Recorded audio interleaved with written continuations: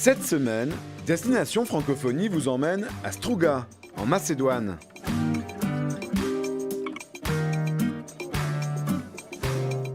Bonjour, ce que vous avez devant les yeux est l'un des plus merveilleux lacs d'Europe, le lac d'Ohrid, ici, en Macédoine. Et l'une des plus belles villes qui borde ce lac s'appelle Struga. Ce n'est pas seulement une station balnéaire où tous les touristes de la région viennent profiter de la beauté du lac. C'est aussi une ville avec un riche patrimoine culturel. On dit aussi de Struga que c'est la ville la plus romantique du pays. Pourquoi ? Eh bien parce que c'est ici que sont nés les plus grands poètes macédoniens. D'ailleurs, les soirées poétiques de Struga est un festival de poésie internationalement reconnu et on lit chaque soir sur ce pont des poèmes. Romantique, non ? C'est enfin à Struga que chaque été, depuis 20 ans, des professeurs de français venus de toute la Macédoine et même des pays alentours se retrouvent ici, au bord du lac, pour une grande université d'été. Chaque année, le thème de ces rencontres conviviales est différent. Alors dans cette ville où l'éloquence et les mots sont à l'honneur, les professeurs se retrouvent ici, dans ce magnifique hôtel, pour se former avec cette année un objectif, faire parler leurs élèves en français. Ils viennent de Macédoine, mais aussi du Kosovo, de Serbie ou encore d'Albanie. Cette centaine de professeurs de français des Balkans ne vient pas passer des vacances au bord du lac d'Ohrid. Non, ils participent avec le plus grand sérieux à une université d'été organisée depuis 20 ans par l'Institut français de Macédoine.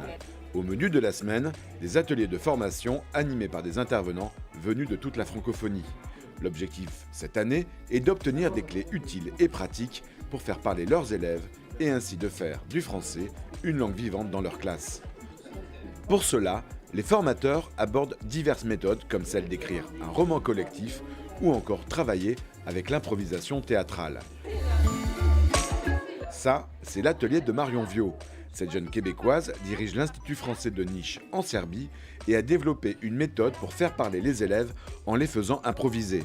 Pendant 3 jours, Marion initie les professeurs à ces techniques en les faisant eux-mêmes jouer et en leur donnant directement des conseils pour les appliquer en classe. Comment avoir la proposition la plus loufoque, la plus extraordinaire pour épater le reste de la classe? Et c'est ça la beauté de l'improvisation. En peu de temps, les professeurs se libèrent, prennent du plaisir à jouer en français et se rendent compte de l'aspect ludique de cette méthode qui incitera leurs élèves à s'exprimer en français.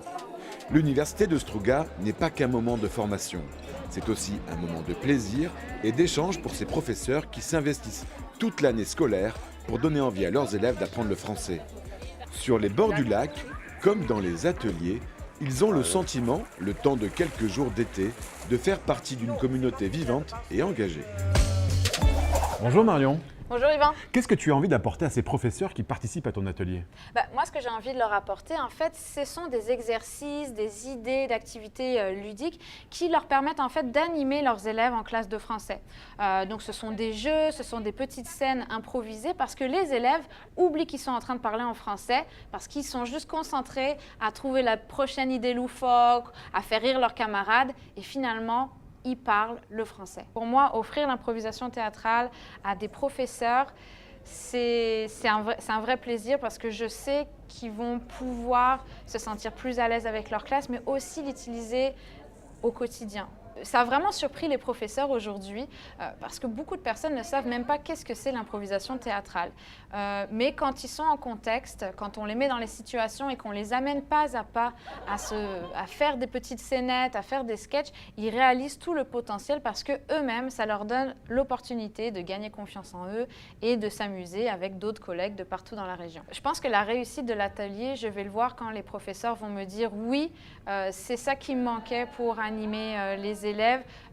Oui, je sais que mes élèves ont de l'imagination, mais ils sont un petit peu gênés, un petit peu bloqués en classe pour parler. Et puis surtout, je sais que l'atelier est réussi parce qu'on rigole en fait depuis le début de la journée. Moi, ce qui m'intrigue beaucoup, c'est de rencontrer des professeurs d'Albanie, du Kosovo, de Serbie, de Macédoine, de Croatie, et de voir que dans cette région, les Balkans, qui a été morcelée, finalement, on a les professeurs, quand on les met dans une salle de classe, quand on leur fait faire des jeux, Ils sont là juste pour le français, juste pour le jeu, et ils oublient en fait qu'ils viennent chacun d'un pays différent qui pourtant a vécu des choses très difficiles il y a 20 ans. Nous allons rencontrer Aneta. Elle est professeure de français ici en Macédoine et c'est la 5e fois qu'elle participe à ces universités d'été. Bonjour Aneta. Bonjour Ivan. Qu'est-ce que ça vous apporte de participer aux universités d'été de Struga? Bon, tout d'abord, c'est un plaisir d'être avec des collègues de la région, d'échanger de bonnes pratiques, de suivre les nouveautés qui sont dans la pédagogie. Marion nous donne beaucoup d'exemples, comment motiver l'intérêt chez les apprenants et de s'éloigner un peu de la méthode classique pour les mettre à l'aise avec le français, pour qu'ils puissent plus facilement apprendre le français. Pascal Biras est formateur et il anime ici un atelier, le roman oral collectif. Bonjour Pascal. Bonjour. Qu'est-ce que vous essayez de transmettre aux professeurs qui viennent à votre atelier? J'essaye de leur transmettre l'audace d'être créatif et de permettre à leurs élèves d'être créatifs. C'est important d'être créatif parce que ça va être un moteur pour prendre la parole, pour dire quelque chose, pour raconter des choses. Le projet de roman oral collectif, un projet narratif, littéraire, collectif, va focaliser la prise de parole et les idées et les choses personnelles qu'on va mettre dans le roman qui va naître. La langue est orale avant tout et nous on travaille sur un roman oral, c'est-à-dire qu'on va utiliser le projet de roman, le projet narratif littéraire pour faire parler, pour que l'obstacle de l'orthographe, l'obstacle de l'écrit, qu'on imagine, oh, écrire un roman, il va falloir écrire, c'est compliqué, je ne sais pas écrire, je ne connais pas l'orthographe. On élimine cet obstacle en donnant la parole, en demandant aux élèves de parler leur roman pendant que le professeur lui le prend en note.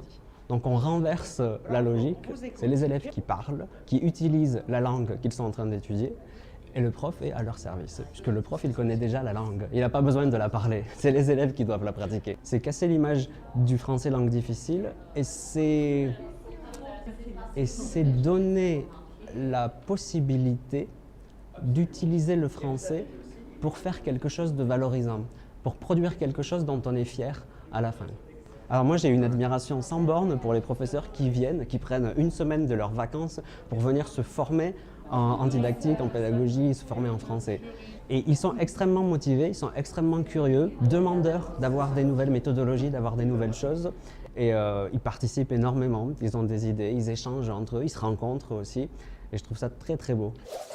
Bonjour Dubka. Bonjour Ivan. Pourquoi c'est important pour l'Institut français d'organiser ces universités d'été? L'Université interrégionale de Struga est un moment fort dans la formation continue des professeurs de et en français, pas uniquement pour la Macédoine, mais pour tous les pays de la zone. Nous savons tous que le métier d'enseignant devient de plus en plus complexe et la force du français repose sur la qualité de ceux qui l'enseignent. Alors, la formation continue est une garante de réussite de carrière pour les professeurs, mais en même temps de maintenir l'intérêt des élèves pour le français. Nous allons maintenant rencontrer l'ambassadeur de France en Macédoine. Il s'appelle Christian Timonier. Bonjour monsieur l'ambassadeur. Pourquoi cette université d'été est si importante pour la langue française ici en Macédoine? Bonsoir. Vous savez, c'est un petit pays enclavé, qui est une ancienne république de la Yougoslavie.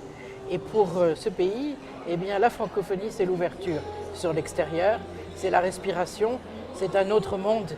Et pour nous, c'est important de réunir une fois par an, dans ce très beau cadre, les professeurs de français qui vont porter aux jeunes macédoniens la francophonie et leur donner les nouvelles techniques et aussi l'air du dehors. Pour moi, ces professeurs de français sont les véritables missionnaires de la francophonie. La langue française, ils l'ont au cœur. Dans des conditions qui sont difficiles, car ce sont des pays souvent en transition. Ils pourraient valoriser leur savoir économiquement de façon beaucoup plus forte, mais ils sont portés par une volonté de transmettre et aussi de transmettre des valeurs de la francophonie qui sont des valeurs de liberté essentiellement. Et pour cela, je dois dire, ils ont mon admiration, mon soutien et je pense qu'on ne fait jamais assez pour eux. Donc la francophonie, c'est aussi une complicité et c'est la complicité du cœur. Nous, on se retrouve bien sûr la semaine prochaine pour une nouvelle destination. Et d'ici là, bonne semaine à tous sur la planète francophone.